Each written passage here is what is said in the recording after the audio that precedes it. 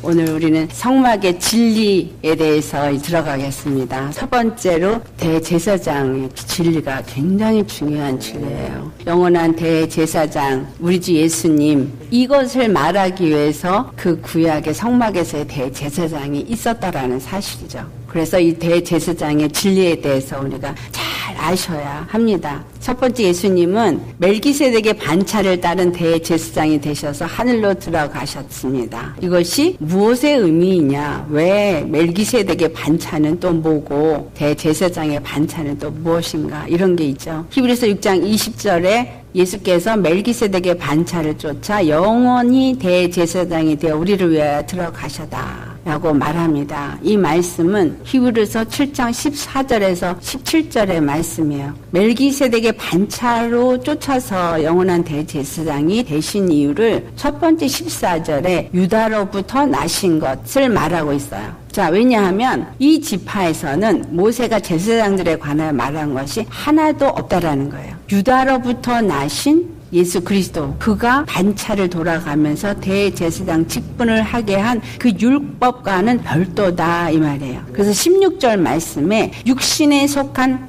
그 계명, 율법을 따르지 아니했다라고 말하고 있습니다. 예수님은 율법에 속하는 그 계명을 따르지 아니하고 별다른 대제사장으로 오셨다라는 거예요. 근데 그분은 무엇으로 오셨느냐? 16절 뒷부분을 보면 불멸의 생명의 능력을 따라 되었다라고 기록이 되어져 있어요. 영원한 우리의 대제사장이 되신 예수 그리스도는 유다 지파를 오셨고 율법의 대제사장의 반차를 따르지 아니하시고 영원한 생명의 능력을 따라서 그 대제사장이 되었기 때문에 그것을 멜기세덱이다 말을 합니다. 이 멜기세덱이라는 의미가 무슨 의미냐면 의의 왕, 샬렘 왕이라는 의미를 갖고 있습니다. 그 멜기세덱에 대한 말씀이 히브리서 7장 2절에서부터 3절 말씀에 기록이 되어 있어요. 우리 찾아서 봉독하도록 하겠습니다. 7장, 히브리서 7장, 자, 1절로부터 3절까지 함께 봉독하겠습니다. 이 멜기세덱은 살렘 왕이요 지극히 높으신 하나님의 제사장이라. 여러 임금을 쳐서 죽이고 돌아오는 아브라함을 만나 복을 빈 자라. 아브라함이 일체 10분의 1을 그에게 나눠주니라. 그 이름을 번역한 즉 첫째 의의 왕이요 또 살렘 왕이니 곧 평강의 왕이요 아비도 없고 어미도 없고 족보도 없고 시작한 날도 없고 생명의 끝도 없어 하나님 아들과 방불하여 항상 제사장으로 있느니라. 아멘. 자, 세덱이라는 단어가 왕이라는 뜻이거든요. 그래서 멜기세덱이라는 얘기는 샬렘 왕이다, 의의 왕이다, 평강의 왕이다, 이런 의미를 갖고 있습니다. 그래서 멜기세덱이라는 이름이 갑자기 나온 걸 우리가 볼 때는 무슨 어떤 사람이 이름을 얘기를 하나라고 생각하겠지만 우리 주 예수 그리스도께서 아브라함을 만나서 그에게 복을 빌으신 분, 그분이 멜기세덱이다. 근데 그분이 육체로 우리 가운데 오셔서 우리의 영원한 대제사장이 되셨다. 그래서 이 멜기세덱의 반차는 하나밖에 없어요. 반차라는 의미는 대제사장이 1년에 한 번씩 돌아가면서 그 제사를 지내하고 지성소로 들어가는 것이 반차예요. 1년에 한 번 대제사장으로 제사장 중에서 하나씩 돌아가는데 그것을 반차라 이렇게 말한단 말이죠. 근데 그 반차가 해마다 바뀌어지는 거예요. 세례 요한의 아버지 사가랴도 그 반차를 따라서 지성소에 들어간 이야기가 누가복음을 읽으면 나옵니다. 그래서 이러한 반차에 따라서 지성소로 들어가는데 멜기세덱의 반차는 단 한 번의 영원히 끝난 반차예요. 무슨 말이냐? 왜 멜기세덱의 반차라고 하냐? 하나님이 그 때를 따라서 지성소로 들어갈 그 대제사장을 세우셨다라는 의미로 반차라는 단어를 쓰는데 그 멜기세덱의 반차는 영원한 반차다. 율법이 주는 율법의 대제사장들의 반차는 1년에 한 번씩 바뀌지만 예수 그리스도의 반차는 멜기세덱의 반차는 영원하다. 이런 의미를 갖고 있습니다. 그래서 율법은 예수 그리스도를 통한 온전한 구원의 예표일 뿐이다라는 거예요. 그래서 그래서 히브리서 10장 1절 말씀에 우리 함께 봉독합니다. 율법은 장차 올 좋은 일의 그림자일 뿐이요 참 형상이 아니므로 해마다 늘 드리는 같은 제사로는 나오는 자들을 언제나 온전하게 할 수 없느니라. 율법은 온전하게 할 수 없는 제사라는 거예요. 해마다 늘 드리지만 온전하게 할 수 없기 때문에 반드시 온전하게 하는 대제사장이 있어야 한다라는 의미죠. 그래서 율법은 장차 올 좋은 일, 바로 예수 그리스도 영원한 대제사장이 오실 것에 대한 그림자일 뿐이요 참 형상이 아니다. 그렇기 때문에 이 말은 무엇을 우리에게 말하고 있느냐? 율법이 아닌 예수 그리스도를 믿음으로 말미암아 구원을 받게 하도록 하고자 하시는 하나님의 뜻이 여기 담겨져 있다라는 거예요. 그래서 예수님이 멜기세덱 대제사장으로 오셔서 율법이 아닌 믿음으로 우리가 하나님 앞에 완전한 제사함, 온전한 제사함을 얻을 수 있게 하여 주셨다. 히브리서 10장 11절에서부터 14절은 이제 율법에 대한 이야기를 기록하고 있습니다. 우리 같이 봉독해 보겠습니다. 제사장마다 매일 서서 섬기며 자주 같은 제사를 드리되 이 제사는 언제나 죄를 없게 하지 못하거니와 오직 그리스도는 죄를 위하여 한 영원한 제사를 드리시고 하나님 우편에 앉으사 그 후에 자기 원수들을 자기 발등상이 되게 하실 때까지 기다리시나니 그가 거룩하게 된 자들을 한 번의 제사로 영원히 온전하게 하셨느니라. 아멘. 자, 제사장마다 매일 서서 섬기며 자주 같은 제사를 드리되 이 제사는 언제나 죄를 얻게 하지 못한다라는 거예요. 그러니까 율법은 우리를 죄에서 온전히 사함을 얻는 일을 하지 못한다라는 걸 우리 분명히 아셔야 돼요. 그래서 행위로는 죄사함을 얻을 수 없습니다. 교회에서 그렇게 가르치셔도 거기에 속지 마세요. 우리의 행위로 아니면 어떤 헌금을 많이 들여서 교회 봉사를 많이 해서 또 뭐 철야를 많이 하고 기도 생활을 많이 하고 뭐 금식을 많이 해서 구원을 받는 것이 아닙니다. 구원은 오직 그리스도, 예수 그리스도의 그 피, 그 영원한 그 제사를 드리신 그 피로 말미암아 14절 말씀처럼 그가 거룩하게 된 자들을 한 번의 제사로 영원히 온전하게 하셨습니다.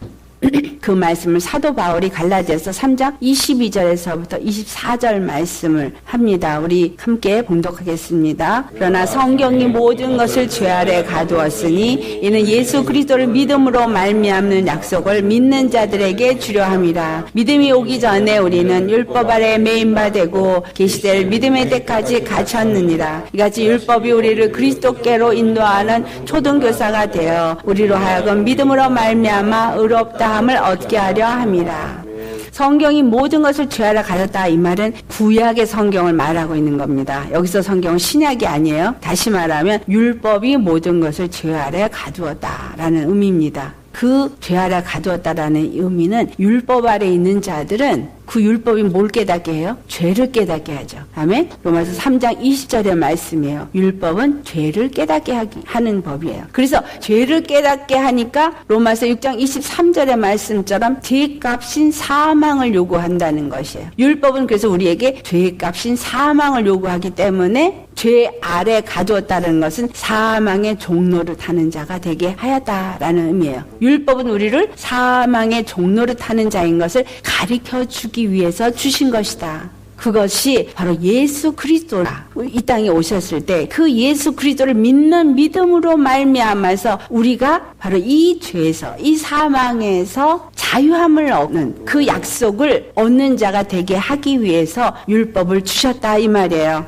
그래서 믿음이 오기 전에 23절 말씀 우리는 율법 아래 매인 바 되고 계시될 믿음의 때까지 갇혔느니라. 계시될 믿음은 뭐예요? 예수 그리스도의 십자가를 통해서 우리에게 주신 것이 계시될 믿음이에요. 그것이 올 때까지만 율법 아래 우리는 갇힌 자다. 그러면 우리가 이제 예수님을 믿는 오늘 우리는 율법에 갇힌 자가 절대 되지 말아야 합니다. 죄와 사망의 법에 갇힌 자가 되지 말아야 돼요. 그렇다면 나도 갇히지 않았지만 다른 사람도 거기에 가두면 안 되죠. 그런데 우리가 율법으로 얼마나 사람들을 정죄하고 참소하느냐. 내 안에서 이 율법, 뭔가 내가 알고 있다라는 걸로 해서 다른 사람들을 정죄하고 판단하고 참소하는 거. 이거는 나는 자유함을 받고 저 사람은 율법으로 가두는 자가 되어지는 거예요.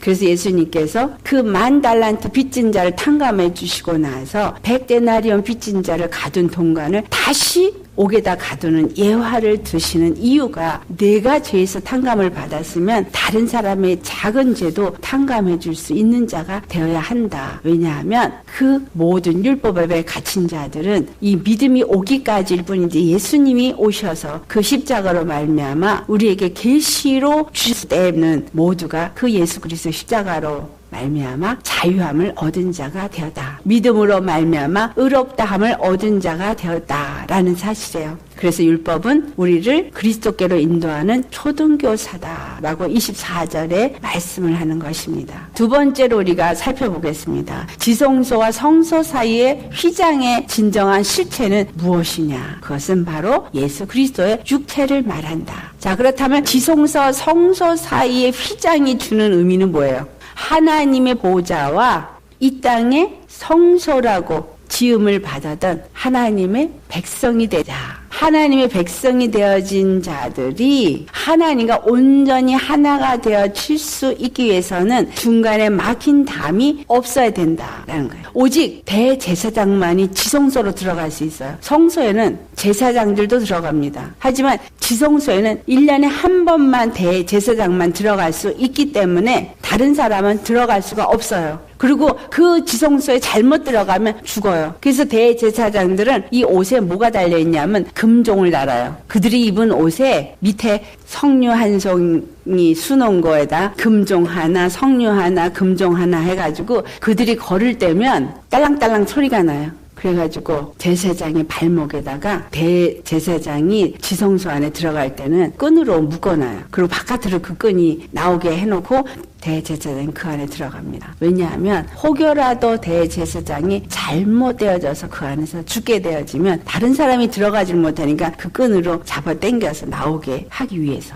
그만큼 이 지성소로 들어가는 데는 절대적으로 거룩한 자가 아니면 들어갈 수가 없어요. 그런데 우리가 이 지성소에 하나님의 보좌에 나아갈 수 있도록 우리를 거룩하게 하신 피를 흘린 것이 바로 십자가다 하는 거예요. 그래서 이 십자가에서 흘리신 그 보혈이 하나님과 우리 사이에 막힌 그 죄의 담, 절대로 하나님이 우리를 볼 수도 없고 우리가 하나님께 나아갈 수도 없는 그 죄의 담을 완전히 진멸하신 분이 우리 주 예수 그리스도다라는 거죠. 근데 그 예수 그리스도가 십자가에서 죽으심으로 그 휘장이 찢어지게 되어서 이 지성소와 성소 사이의 휘장의 진정한 실체는 바로 중보자 예수 그리스도시다라는 거예요. 에베소 2장 14절에서 16절 말씀 같이 봉독합니다. 그는 우리의 화평이신지라 둘로 하나를 만드사 원수된 것 그 중간에 막힌 담을 자기 육체로 하시고 법조문으로 된 계명의 율법을 폐하셨으니 이는 이 둘로 자기 안에서 한 세 사람을 지어 화평하게 하시고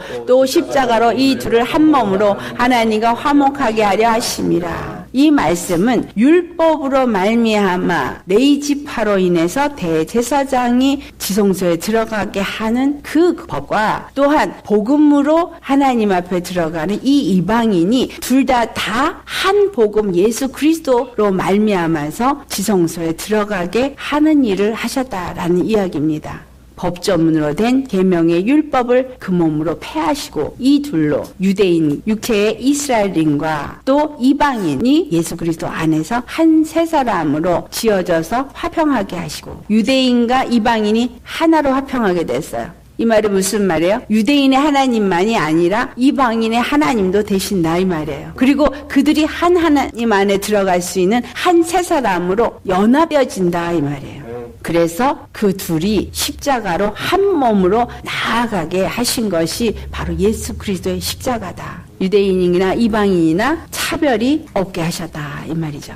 히브리서 10장 20절 말씀이 그 길은 예수님이 십자가에서 그 휘장을 찢고 열어놓으신 그 길은 새롭고 산 길이다. 그래서 휘장은 곧 그의 육체다라고 말씀하고 있습니다. 우리가 히브리서 4장 16절을 보면은 긍휼하심을 받고 때를 따라 돕는 은혜를 얻기 위하여 은혜의 보좌 앞에 담대히 나아가라 이런 이야기를 합니다.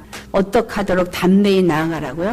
긍휼하심을 받고 때를 따라 돕는 은혜를 얻기 위하여. 이것은 예수님과 함께 우리가 그 십자가에 들어간 믿음의 사람은 들어가며 구원을 받고 나오며 꼴을 먹, 들어가며 나오며 그리스도 안에서, 예수님 안에서 하나님의 돕는 은혜를 계속 입는 자가 되어지도록 은혜 보좌 앞에 담대히 나아가라, 이 말을 하는 거예요. 다시 말하면 예수 그리스도의 연합된 믿음으로 나아가라, 이 말이죠. 그렇다면 이 말은 무슨 말이에요? 대제사장만 들어갈 수 있는 그 지성소에 우리의 영원한 멜기세덱 대제사장 예수 그리스도를 힘입어서 우리도 들어갈 수 있게 되어졌다라는 이야기죠.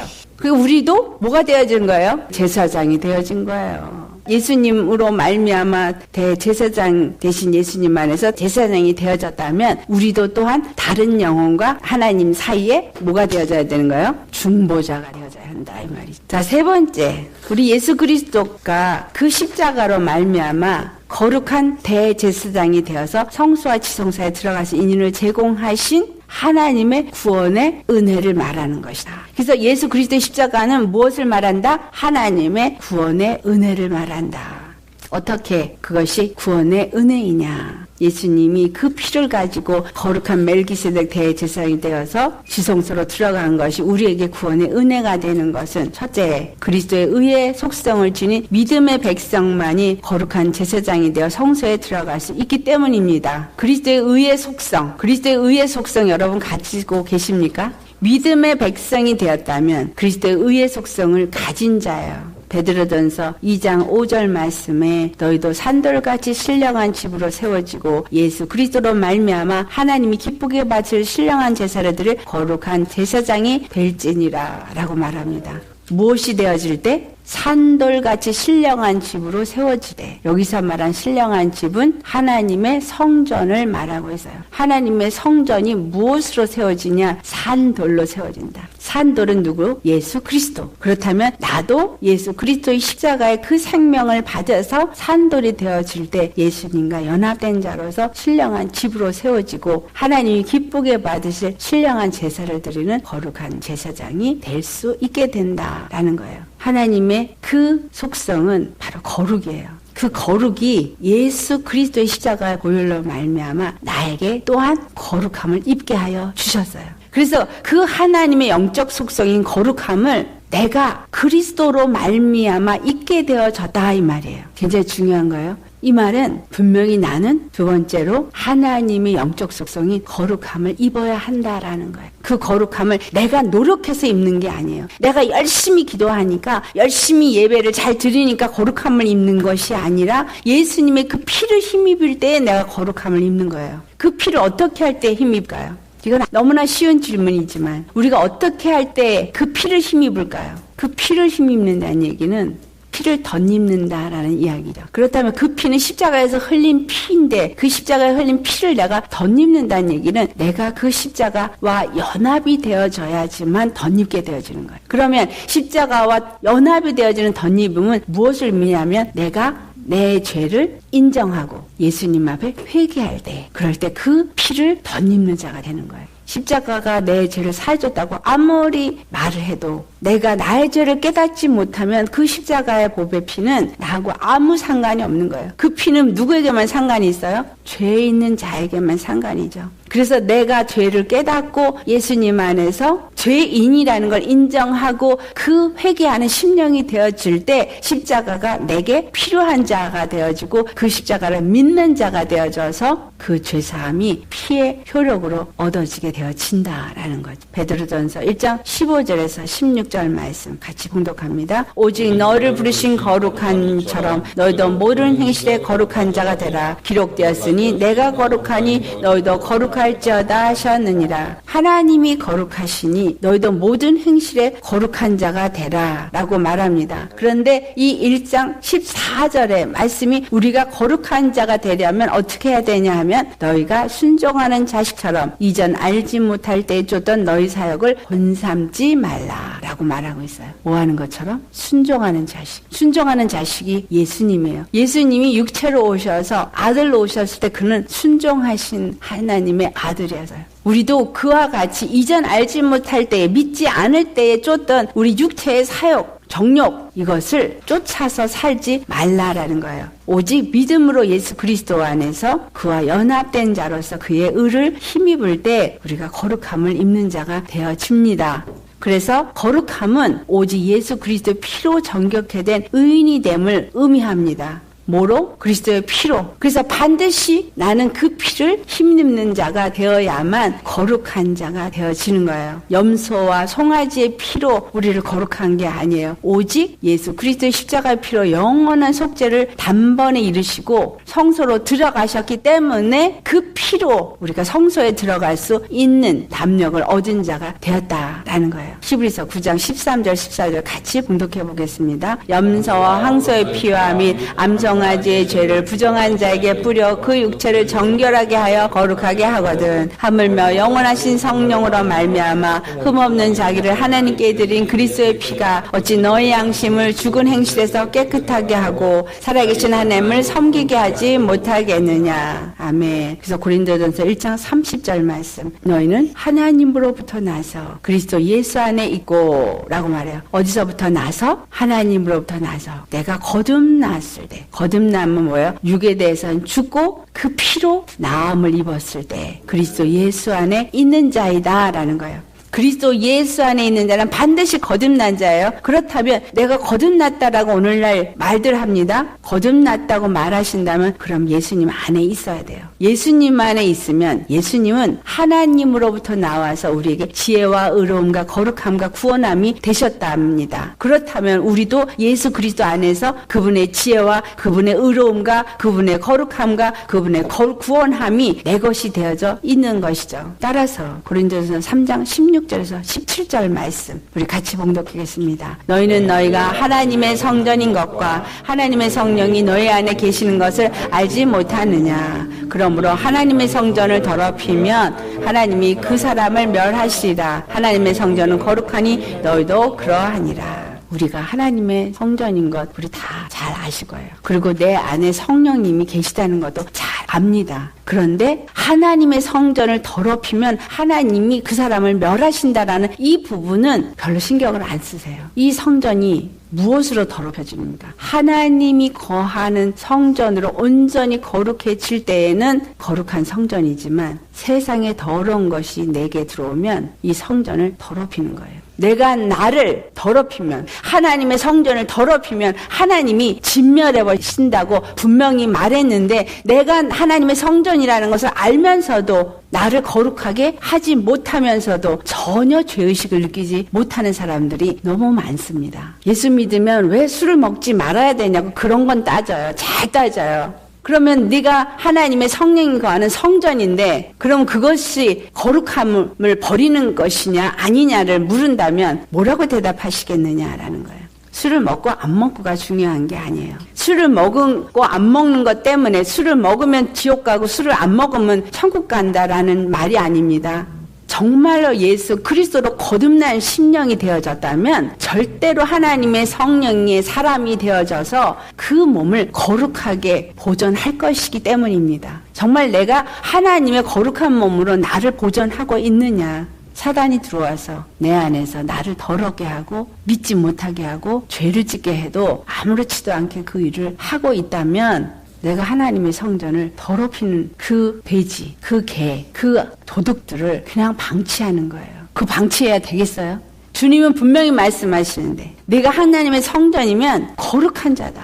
그 성전을 더럽히면 그 사람을 멸하시겠다. 이 말은 그냥 한번 해본 말이 아니에요. 하나님의 말씀을 입으로 뱉으면 그대로 실행하시는 분이기 때문에 우리는 이 말씀 하나하나가 정말 두렵고 떨림으로 말씀을 받고 그 말씀에 내 신앙을 접목시키셔야 한다라는 거예요. 두렵고 떨리면 너의 구원을 이루라고 사도 바울이 말하는 그 이유가 뭐냐는 거죠. 왜 두렵고 떨림으로 너의 구원을 이루라고 하는 거냐. 내가 하나님의 성전인데 그 성전을 함부로 더럽게 여겨도 아무렇지 않게 여긴다면 그것을 하나님은 반드시 그 값을 요구하신다라는 거예요. 그래서 무서운 거예요. 주님은 로마서 11장 22절 말씀에 인자의 하나님이라는 말과 함께 동일하게 같이 말하는 게 어미의 하나님이라는 말이에요. 인자와 어미가 함께 간다라는 사실이에요. 십자가의 구원은 우리에게 인자를 말해요. 하지만 십자가의 구원에 들어가지 아니한 자에게는 어미가 반드시 있다라는 거예요. 그래서 내가 거룩한 것처럼 너희도 거룩할 줄 알아. 이 말은 그 십자가의 피를 의지한 그 믿음, 하나님의 거룩한 성전이 잘 보존되도록 해라 이 말이에요. 왜 그렇게 해야 되느냐? 4번 예수 그리스도의 십자가의 죽음은 하나님의 적극적이고 직접적인 임재, 구원의 실체이기 때문입니다. 뭐라고요? 직접적인 임재라. 이것이 구원의 실체다. 예수 그리스도의 십자가에서 죽으시고 하나님이 적극적으로 직접적으로 우리 안에 들어오신 거예요. 임마누엘 하신 겁니다. 엄청난 거예요, 이거는. 이 죄인의 몸에 하나님이 직접적으로 임재해서 들어오셔서 그 구원의 실체가 내 안에서 이루어지도록 하셨다는 사실이에요. 자, 우리가 구약과 신약으로 나누어서 살펴보겠어요. 자, 구약 시대에는 우리가 볼 때 참 선지자들 대단한 것 같고 엄청난 사람 같으죠. 모세의 행한 것 어마어마합니다. 그렇죠? 다른 엘리야의 행한 것도 어마어마하죠. 그런데 구약시대에는 하나님의 임재가 내재하지 않았다는 거예요. 외주하시는 하나님. 인간의 육으로 그들이 경험을 하고 물리적으로 직접적으로 그들이 경험을 했지만 이것은 육적으로 영적인 구원을 나타내는 거에 불과했다라는 거예요. 무엇으로? 육적으로 영적인 구원을 나타내셨어요. 이스라엘의 구원의 역사가 나타난 것은 육적으로 그들이 다 경험을 했어요. 그래서 물리적으로 직접적으로 그들이 경험을 했지만 이 모든 것은 그냥 물리적인 직접성이지 영적인 구원을 얻은 건 아니라는 사실이에요. 하지만 신약은 성령님이 우리 안에 내재하셨어요. 하나님이 외주하시는 게 아니라 내주하시는 방식이에요. 주님이 바깥에서 나의 하나님이 되어지는 것이 아니라 내 안에 들어오셔서 내재하시고 내 안에 서서 그 영적인 그 직접성으로 영적인 정말 구원을 맛볼 수 있는 그 구원이 내게서 아주 나타날 수 있도록 육적인 구원에서 영적인 구원으로 나아가게 하여 주신 것이 이 신약시대에 이루어진 하나님의 임재라는 사실이에요. 구약은 육적인 구원을 맛본 것에 불과합니다. 신약은 육적인 구원도 맛보면서 영적인 구원도 동시에 우리 안에 이루어지고 있다는 사실이에요. 그래서 내가 오늘날 예수님을 믿으면서 어떤 육적인 구원을 맛보는 것은 내가 이미 영적인 구원을 하나님께로부터 받은 자인 것을 경험케 하는 거예요. 맛보기. 아멘. 이 땅에서 빛의 능력을 맛본다면, 생명의 능력을 맛본다면 내가 하늘의 빛 가운데 거하면서 하늘의 생명을 가진 자라는 것을 우리에게 나타내 주시는 거라는 거예요.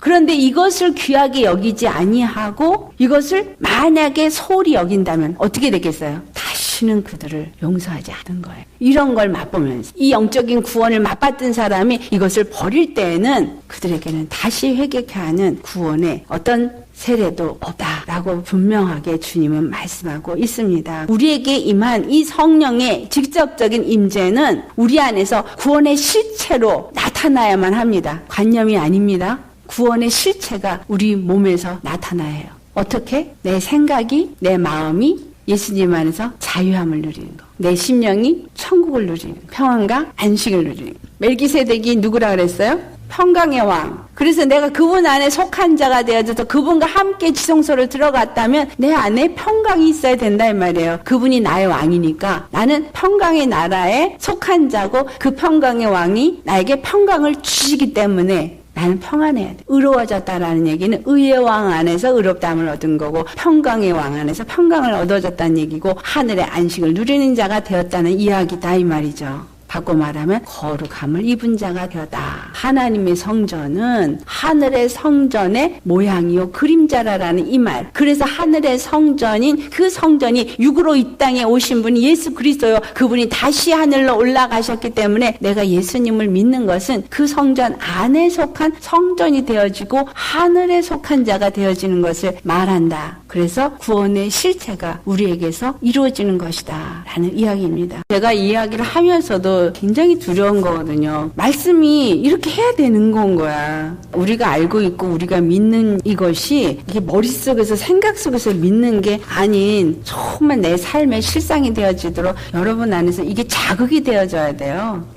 매 순간 이 말씀이 여기 새겨지면요 어떻게 되냐면 매 순간 내가 생각하고 있고 내가 말하고 있고 내가 마음에 지금 품고 있는 모든 거를 다 살펴보게 돼요. 하나도 그냥 스쳐 지나가게 못해요. 내 생각이 지금 어떤가, 내 감정이 어떤가, 지금 내 입의 말이 어떤가, 내가 지금 행동이 어떤가, 이 모든 것을 항상 나 자신을 워치하게 돼요. 그만큼 우리 긴장돼 있어야 돼요. 아니 예수 믿으면 자유하라는데 무슨 긴장? 근데 그것은 뭐냐면 거룩한 긴장. 무슨 말인지 아세요? 거룩한 긴장. 내가 나를 주님 안에서 자유한 만큼 성령이 나를 이끌어 가시지만 그 자유함 속에서도 항상 나는 생명의 성령의 법 안에 사는 자로서 나를 워치해야 된다라는 거예요. 그래서 주님이 우리에게 파수꾼을 세우라라는 이야기는 호시탐탐 마귀가 생각을 치고 들어오거든요. 이슬의 말이 순간에 습관적이 돼가지고 이게 더러운 말이 나오거든요. 순간에 내 마음에서 내 의의가 올라오거든요. 그래가지고 워치아웃 해야 돼요. 그래가지고 나 이거 지금 순간에 내 속성이 올라왔어. 그러면 빨리 회개해야 되는 거예요. 그리고 누군가가 달콤한 말을 했을 때 금방 내 안에서 기분이 좋게 되어질 때는 빨리 회개해서 내쫓아야 되거든요. 그만큼 우리가 파수꾼이 세워져야 돼요. 이 말씀이 우리에게 두려움으로 와야 된다는 이 의미는 분명히 하나님이 직접적인 임재로 우리 안에 들어와서 내가 거룩한 성전이 되어지고 그분의 구원이 내게서부터 나타날 수 있는 이러한 것이 내 안에서 이루어진다라는 것을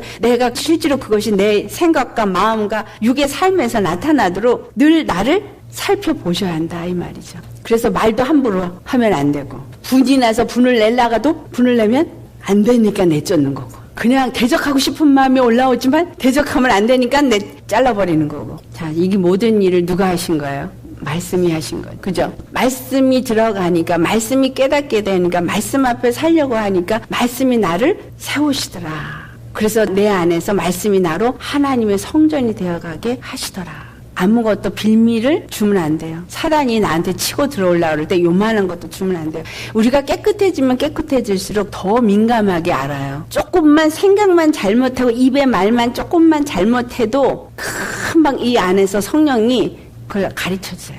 바로 회개하도록. 회개 안 하면 못 견뎌요. 심령이 괴로워서. 그래서 우리가 거룩한 성전으로 잘 유지하시기를 예수님으로 축원합니다. 아멘. 두 번째, 예수님이 오셔서 우리를 영적 출애굽을 하게 하신 이유를 우리가 살펴보겠습니다. 이 영적 출애굽을 하게 하신 것과 진정한 성전과 이게 연결되어지는 의미가 있기 때문입니다. 자, 예수 그리스도의 십자가를 통해서 우리의 구원을 완성하신 하나님의 비밀이에요. 이거는 영적 출애굽은 구원을 완성하시는 하나님의 비밀입니다. 무슨 비밀? 예수님이 하나님의 모든 영적 실체를 지니고 인간의 육적 직접성으로 형상으로 오신 것이 비밀이에요. 그 육적 직접성이 인간과 만날 수 있는 유일한 가능성이기. 자, 직접성이라는 단어를 써야지만 이게 조금 표현이 될 것 같아요. 그냥 육신을 입고 오셔서 이러면 뭔가가 막연한 느낌으로 다들 받으셔서 제가 좀 강력하게 썼어요. 뭐로? 육적 직접성. 예수님이 영적 실체이신 분이신데 직접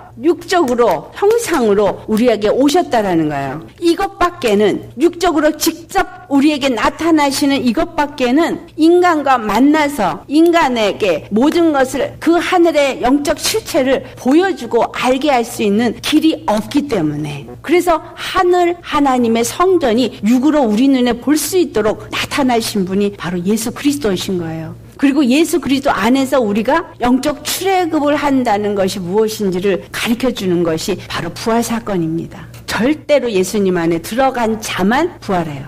절대로입니다. 이것이 성막이 주는 비밀이에요. 절대로 예수 그리스도 안에서 하나님의 성전이 된 예수님과 하나가 되어지지 않은 자는 휴고, 부활 절대로 안 돼요. 여기서 말한 부활은 생명의 부활. 절대로 성전이 되어져야 돼요. 절대로 예수님 안에서 하나가 되어져야 돼요. 믿음으로 본격적인 만남이 이루어져야지만 영적 구원의 실체가 우리에게서 나타나게 된다는 거예요.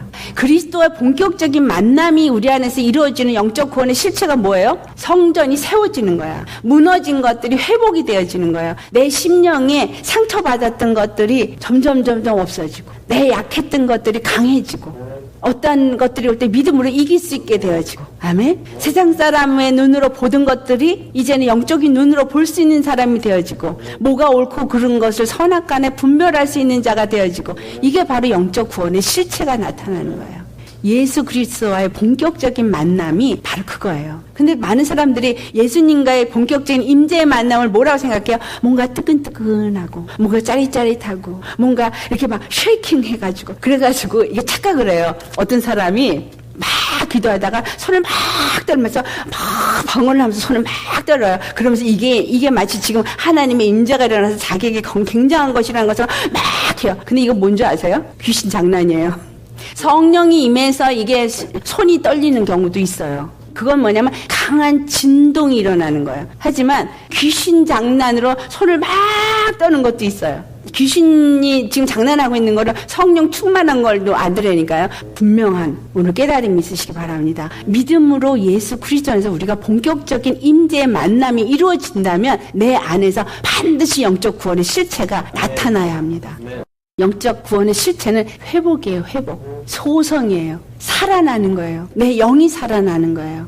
영이 살아나면서 심령이 살아나면서 생각이 바뀌고 마음이 바뀌고 성품이 바뀌고 의의 속성이 나타나지는 것. 그것이 그 구원이 실체적으로 우리 안에서 이루어지고 있는 증거입니다. 아, 성령의 임재가 내 안에 이루어진 거구나. 어떤 쉐이킹이 아니라 우리 안에서 실질적으로 나타나야 되는데 진짜 우리 주위에 예수 믿는 사람들을 돌아보세요. 살펴보면 그리스도의 성전으로 정말 변화되고 있는 사람이 찾아보기가 굉장히 어렵다라는 거예요. 근데 진짜가 있어요. 진짜는 변화되고 있는 게 눈에 보이거든요. 말이 달라지고 그 얼굴이 해처럼 빛나지고 환해지고 그리고 사랑의 마음이 나타나고 뭔가가 나타나지고 변화되어 가는 걸 볼 수 있어요. 인간의 육적 세계를 우리에게 주신 것은 반드시 그 뒤에 영적 직접성이 있다라는 사실이에요. 육체의 뒤에 영적인 직접성이 있다라는 거예요. 직접 영적으로 성령께서 일하신다 이 말이에요. 우리의 육적인 몸 안에서 영적으로 성령이 직접 일하신다라는 거예요. 그것이 하나님 뜻이에요. 그래서 내가 성전이 되어졌다라는 이야기는 영적으로 주님이 임재하셔서 직접 그분이 일하시도록 내어드리는 것이다 이 말이에요. 그래서 내가 하나님의 성전이다 이 말은 그냥 그분 앞에 내어드리는 거예요. 그래서 예수 그리스도를 통한 하나님의 그 영적인 계획이 내게 자연히 어떻게 될까요? 깨달아 알아지죠. 성령이 오셔서 나하고 임재하고 내 안에서 그 뜻을 이루어 가시는데 내가 하나님의 그 영적 계획을 알지 못한다면 말이 안 되잖아요. 알아지는 거예요. 알아지게 되어져서 말씀이 영이요 생명으로 역사하게 됩니다. 말씀이 영이요 생명으로 역사되어지면 반드시 뭐가 일어나요? 영적 출애굽인 구원의 역사가 일어나게 된다. 하지만 우리가 영적 계획을 깨닫지 못하면 말씀이 영이요 생명으로 역사되지도 않고 영적 출애굽인 구원의 역사도 일어나지 않습니다. 말씀은 성령님과 항상 함께 역사하세요. 성령이 말씀과 함께 역사하십니다. 말씀이 성령으로 역사하도록 해야 합니다. 특히 주의 종들 메시지를 증거할 때 그 말씀이 성령이 역사하는 말씀으로 증거되어질 수 있어야 돼요. 생명의 역사가 일어나도록 증거하는 입술이 되어야 합니다. 그렇기 때문에 말씀을 전하기 전에 말씀을 준비하기 전에 목회자들이 정말 주님 앞에 자기가 내려지고 벗어지고 없어지는 자가 되어져야 해요. 목회자들은 하나님이 아주 훈련을 단단하게 시키시죠. 왜냐하면 하나님의 거룩한 성전으로서 그 역할을 감당해야 하기 때문에 영적 출애굽이 되지 않은 상태에서는 결코 하늘 성소인 예수 그리스도 안에 들어가서 한 몸으로 세워질 수 없습니다. 그렇다면 영적 출애굽이라는 의미, 이 출애굽을 아시니까 제가 하는 말이에요. 영적 출애굽은 바로 그리스도 안으로 들어가서 한 몸이 세워지는 겁니다. 출애굽을 한 이스라엘 백성들이 출애굽을 했기 때문에 가나안에 들어가잖아요. 출애굽하지 않았으면 가나안에 못 가죠. 똑같이 우리도 영적 출애굽을 한 자는 예수 그리스도 안에 들어간 십자가 안에 들어간 자가 되어진 겁니다. 그들이 가나안 땅에 들어가기 전에 광야를 통과했지만 광야를 통과한 것 자체도 예수 그리스도 안에서 연합된 삶을 사는 거예요. 우리가 그걸 어떻게 알아요? 그들이 모든 걸음걸음이 누구의 인도함을 받았어요? 말씀의 인도함을 받았어요. 하나님이 말씀하시는 대로 하나님이 모세에게 말씀하시고 모세가 그 족장들에게 말씀하시고 족장들이 백성들에게 말씀하셔서 그들이 한 말씀에 이끌림을 받았다라는 사실이요. 한 영의 이끌림을 받았다 이 말이에요. 자, 고린도전서 우리 10장을 가보시겠어요? 고린도전서 10장 1절로부터 우리 4절까지 함께 봉독합니다. 형제들아 너희가 알지 못하기를 내가 원치 아니하노니 우리 조상들이 다 구름 아래 있고 바다 가운데로 지나며 모세에게 속하여 다 구름과 바다에서 세례를 받고 다 같은 신령한 식물을 먹으며 다 같은 신령한 음료를 마셨으니 이는 저희를 따르는 신령한 반석으로부터 마셨음에 그 반석은 곧 그리스도시라. 저들이 다 누구에게 속했다라고 말해요? 모세에게 속하여다. 그 모세 한 리더십에 속하여서 구름과 바다에서 세례를 받았다라고 얘기해요. 이것은 뭐야? 그들이 죽은 거예요. 그렇지 않았나요? 그들은 자기네들의 의로 광야를 건너지 않았어요. 구름 밑에서 살고 홍해를 건너고 요단강을 건너고 다 그들은 그 모세 한 리더십 안에서 함께 지나갔다. 그들의 의나 그들의 방법이나 그들의 어떤 노력으로 지나간 게 아니기 때문에 여기서 세례라는 단어를 씁니다.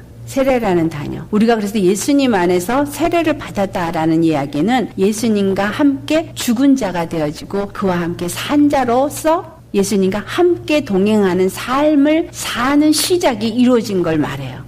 이스라엘 사람들이 출애굽을 하고 모세에게 속하여서 그 광야를 통과하면서 다 같이 한 음식을 먹고 다 같이 한 음료를 마신 것처럼 우리는 다 같이 한 말씀을 먹고 다 같이 한 물을 마시는데 그게 십자가다 이거죠. 십자가의 말씀, 십자가의 도, 그리고 십자가의 피를 마시는 거예요. 그래서 예수님이 내 살은 참된 양식이요 내 피는 참된 음료로다. 요한복음 6장 55절. 내 살은 참된 양식이요 내 피는 참된 음료로다.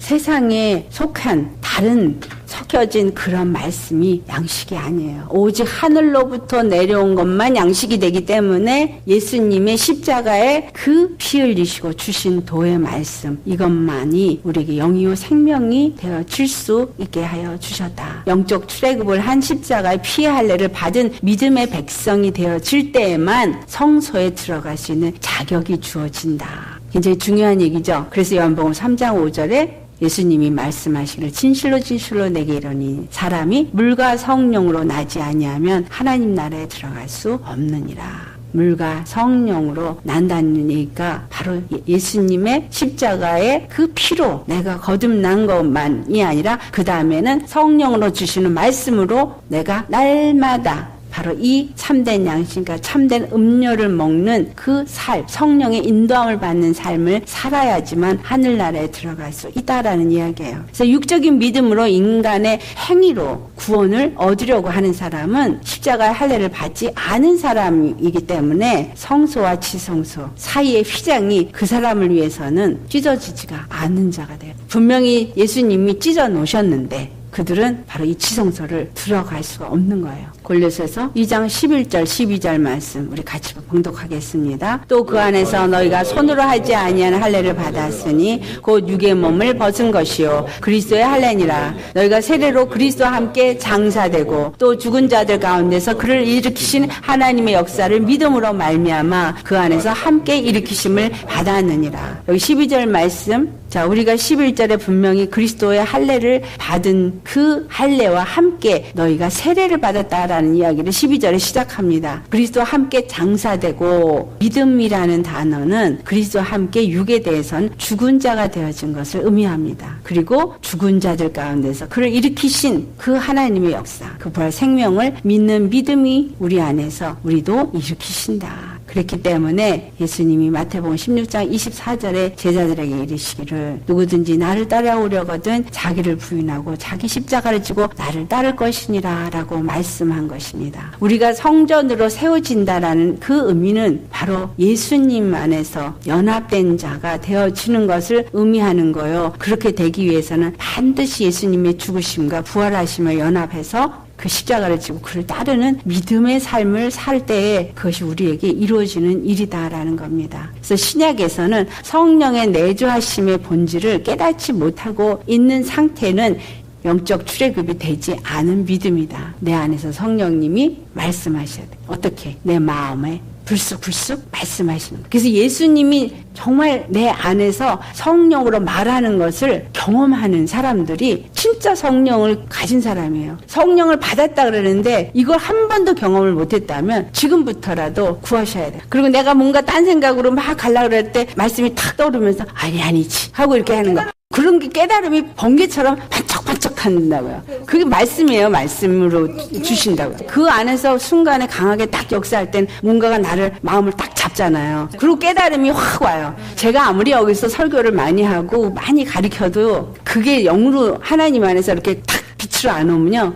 그런가 그러고 지나가요. 근데 그게 빛으로 나한테 딱 오면 그게 내 안에 새겨져 버려요. 아, 옛날에 들었던 게 이거구나라고 탁 오죠. 그래서 직접 계시가 우리 안에 있어야지만 진짜 영적 출애굽을 한 사람입니다. 이런 거를 다 경험하고 있으면서도 그게 뭔지를 몰라서 또 잘못 가고 있는 사람도 있어요. 고린도전서 15장 50절에 하신 말씀, 혈과 육은 하나님 나라 유업으로 받을 수 없고 또한 썩은 것은 썩지 아니할 것을 유업으로 받지 못하느니라. 우리 육은 절대로 하늘나라 유업으로 못 얻어요. 그래서 고린도전서 2장 14절 말씀 우리 같이 봉독하겠어요. 육에 속한 사람은 하나님의 성령의 일을 받지 아니하나니 저에게는 미련하게 보이며 또 깨닫지도 못하나니 이런 일은 영적으로라 분별함이니라. 우리는 영적으로 그런 모든 것들을 분별할 수 있을 정도로 육에 속한 사람이 아니라 성령의 인도함을 받는 계시를 받는 사람이 되셔야 합니다. 야, 이게 성령이 무슨 계시를 받는다 그러면 무슨 선지자 노릇하는 예언하는 사람 이런 사람이라고 생각하시는데 그게 아니라 내 삶의 모든 걸음이 성령님이 이끌림을 받아서 생각과 마음이 지배받을 수 있는 사람이 되라 이 말이에요. 하나님의 유업은 성소에 들어간 사람에게만 허용이 됩니다. 갈라디아 3장 29절 말씀 너희가 그리스도의 것이면 아브라함의 자손이요 약속대로 유업을 이을 자니라. 로마서 8장 17절 같이 봉독합니다. 자녀이면 또한 상속자 곧 하나님의 상속자요 그리스도와 함께한 상속자니 우리가 그와 함께 영광을 받기 위하여 고난도 함께 받아야 할 것이니라. 우리가 바로 이 성전으로 지어져야 하는 이유가 무엇인지를 오늘 살펴보았습니다. 성전으로 지어진다라는 그 진정한 의미는 예수 그리스도 우리의 멜기세덱 계어진 그 대제사장이신 예수님 안에서 나도 그 성전의 지성소로 들어가지면서 하나님의 거룩한 성전으로 지어져 가는 것을 말하는 거구나. 이것이 성막의 참 진리구나라는 거예요. 그래서 반드시 나는 거룩한 하나님의 성전으로 지어져야 하는데 이걸 내가 짓는 것이 아니라 누가 짓는다? 내 안에 계신 성령님이 직접 오셔서 직접 성령으로 임재하셔서 그 영적 직접성이 내 안에서 구원의 실체를 드러내게 하신다. 내 안에 구원의 실체가 실질적으로 내 안에서 나타나는 것이 바로 예수 그리스도의 의의 속성이 우리 안에서 나타나진다. 그 의의 속성이 나타나기 위해서는 뭐가 되어져야 되는 거예요? 반드시 나는 육에 대해서 죽은 자가 되어야 되기 때문에 내가 자꾸 못 박혀야 되니까 내가 자꾸 죽어야 되니까 한 말씀 안에서 똑같이 지배받아야 되니까 육에 대해서는 자꾸 죽고 그리고 주의 말씀을 따라 순종하는 자 예수 그리스도의 십자가를 지고 그 뒤를 따라가는 자가 되라. 이렇게 말씀하고 있는 겁니다. 그래서 말씀의 표현이 조금씩 다르지만 궁극적으로 결국은 하나님의 거룩한 성전으로 지어지도록 육에 대해서는 버려야 된다라는 거예요. 그리고 정말 영의 사람으로 예수님 안에서 믿음으로 나아간다면 그 믿음은 그 실체가 뭐냐? 하나님과 함께하는 삶이다라는 거예요. 하나님의 거룩한 임재 안에서 사는 삶이라는 거예요. 성령이 이끌림을 받고 성령이 내 안에서 내재하셔서 내주하시고 나의 주가 되셔서 내 생각과 내 마음과 내 육체를 그분이 지배하시고 이끄시는 그러한 거룩한 자가 되어지는 것. 이것이 바로 믿는 믿음의 삶이다. 다른 말로 이것이 바로 참 성전으로 그리스도의 몸으로 세워지는 것이다. 그래서 나를 거룩하게 해야 된다.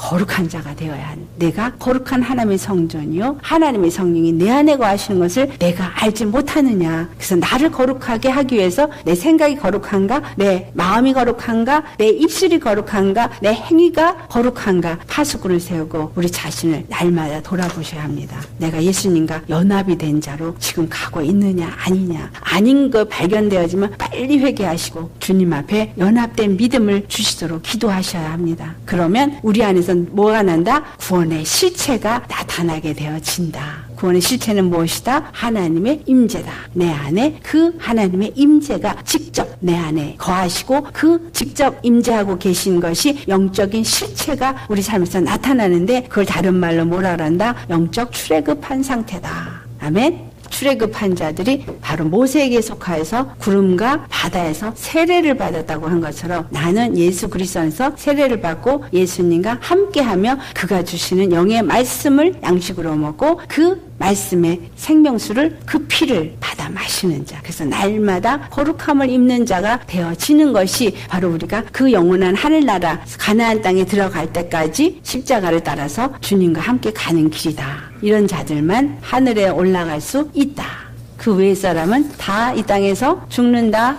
이 땅에서 육체만 죽는 것으로 구약의 출애굽은 보여줬지만 신약에서는 영원한 죽음으로 떨어진다.